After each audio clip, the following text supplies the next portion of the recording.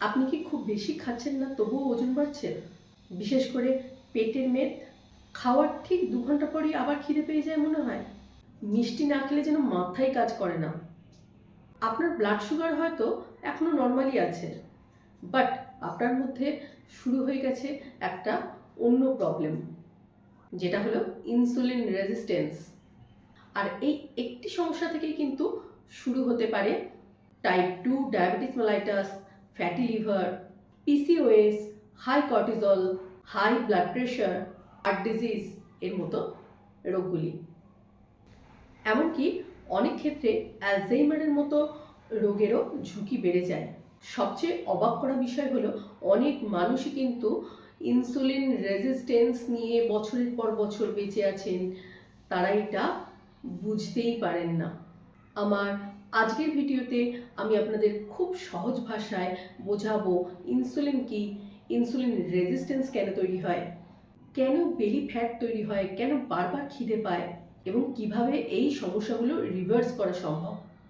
ভিডিওটি অবশ্যই শেষ অবধি দেখবেন, কারণ ভিডিও শেষে আমি দেব 5টি এমন অভ্যাস যা আপনার বডিকে আবার ইনসুলিন সেন্সিটিভ হতে সাহায্য করবে।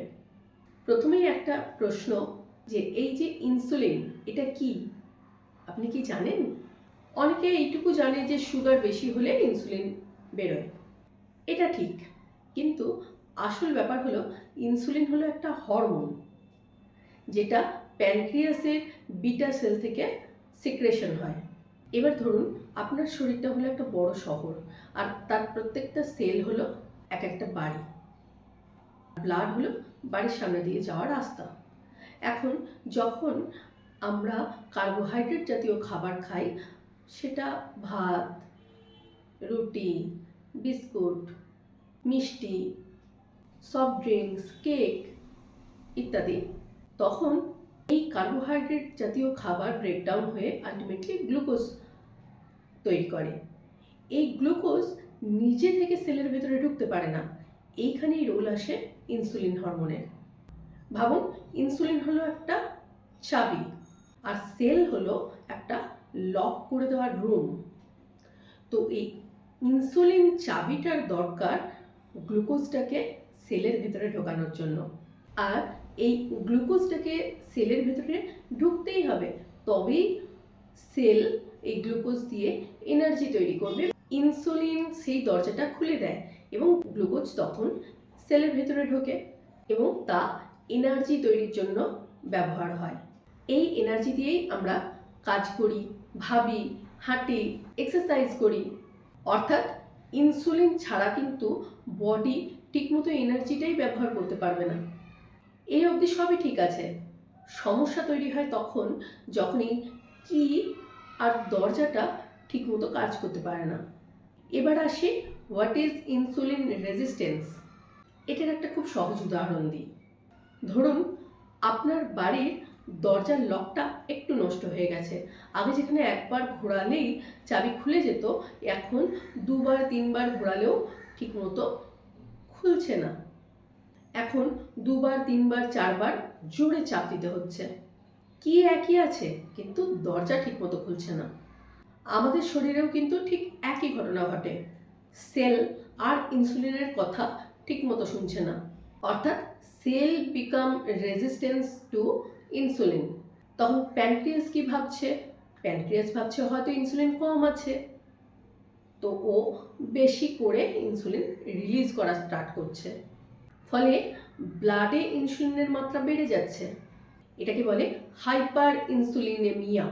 এখন আপনার ব্লাড সুগার লেভেল হয়তো এখনো নর্মাল আছে, কারণ শরীর অতিরিক্ত যে ইনসুলিন বেরোচ্ছে সেটা দিয়ে সুগারকে কন্ট্রোল করছে। কিন্তু ভেতরে ভেতরে একটা বড় সমস্যা তৈরি হয়েছে। এই যে এক্সট্রা ইনসুলিন, এটা শরীরকে ফ্যাট তৈরি করতে বলে, বিশেষ করে বেলি, ওয়েস্ট, লিভারে। এই জন্যই অনেক মানুষ বলেন যে আমি তো কমই খাচ্ছি, কিন্তু পেটের চর্বি বেড়ে যাচ্ছে। কারণ শুধু ক্যালোরি নয়, হরমোনসও বডি ওয়েটটাকে কন্ট্রোল করে। আর এই হরমোনসের মধ্যে সবচেয়ে গুরুত্বপূর্ণ একটি হলো ইনসুলিন হরমোন। পরের অংশে আমরা জানব কেন ইনসুলিন রেজিস্ট্যান্স হলে বারবার খিদে পায়, কেন মিষ্টি খেতে ইচ্ছা করে, আর কেনই বা 30-এর পরে মহিলাদের মধ্যে এই সমস্যা বেশি দেখা যায়। একটা গুরুত্বপূর্ণ প্রশ্ন মাথায় আসে, কেন ইনসুলিন রেজিস্ট্যান্স হলে পেটের চর্বি সবার আগে আসে। অনেকে বলেন আমি তো আগের মতোই খাচ্ছি, কিন্তু কিন্তু শুধু পেটটাই বেড়ে যাচ্ছে। এর কারণ কিন্তু শুধু বেশি ক্যালোরি নয়, এর কারণ হলো বেশি ইনসুলিন। মনে রাখবেন, ইনসুলিন যে শুধুমাত্র ব্লাড সুগারকে সেলের ভিতরে ঢোকাতে সাহায্য করে তা নয়, এটা কিন্তু একটা ফ্যাট স্টোরেজ হরমোনও। যখন ব্লাডে ইনসুলিনের মাত্রা অনেকক্ষণ ধরে বেশি থাকে, তখন বডিতে একটা মেসেজ আসে, ফ্যাট জমাও, ফ্যাটটাকে পুড়িও না। অর্থাৎ আপনার শরীর ফ্যাট বার্নিং মোড থেকে ফ্যাট স্টোরেজ মোডে চলে যায়। মানে ধরুন আপনার শরীর একটা ব্যাংকের মতো, আপনি ব্যাংকে টাকা জমাচ্ছেন কিন্তু ব্যাংক থেকে টাকা তুলতে পারছেন না। ঠিক সেই রকমই ফ্যাট স্টোরেজ হচ্ছে কিন্তু ফ্যাট বার্ন হচ্ছে না। এটাই ইনসুলিন রেজিস্ট্যান্সের সবচেয়ে বড় সমস্যা। আর এই ফ্যাট সবচেয়ে বেশি জমে বেলি এরিয়ার চারপাশে, ওয়েস্টে, লিভারের ভিতরে, কিছু ক্ষেত্রে হার্টের আশেপাশেও। তাই বেলি ফ্যাট যে শুধু আপনার সৌন্দর্যকে নষ্ট করছে তা নয়, এটা কিন্তু আপনার মেটাবলিক হেলথেরও একটা ওয়ার্নিং সিগন্যাল হতে পারে। এবার আরেকটা কমন কমপ্লেন, যে আমার বারবার খিদে পাচ্ছে। কেন? আমি তো একটু আগেই খেয়েছি, আবার খিদে পেয়ে গেল। কারণটা খুব সহজ। আপনি খাওয়ার পরে ব্লাড সুগার লেভেল বাড়ছে, আপনার ইনসুলিন রিলিজ হচ্ছে, আপনার শরীর অনেক ইনসুলিন রিলিজ করছে, আর এই ইনসুলিনটা সুগারটাকে সেলের মধ্যে ঢুকিয়ে দিচ্ছে। ফলে ব্লাডে সুগারের মাত্রা আবার কমে যাচ্ছে, আর আপনার আবার খিদে পেয়ে যাচ্ছে। কারণ ব্রেন তখন ভাবছে যে এনার্জি শেষ হয়ে গেছে, তাই এনার্জি লাগবে, অর্থাৎ আপনাকে আবার খেতে হবে।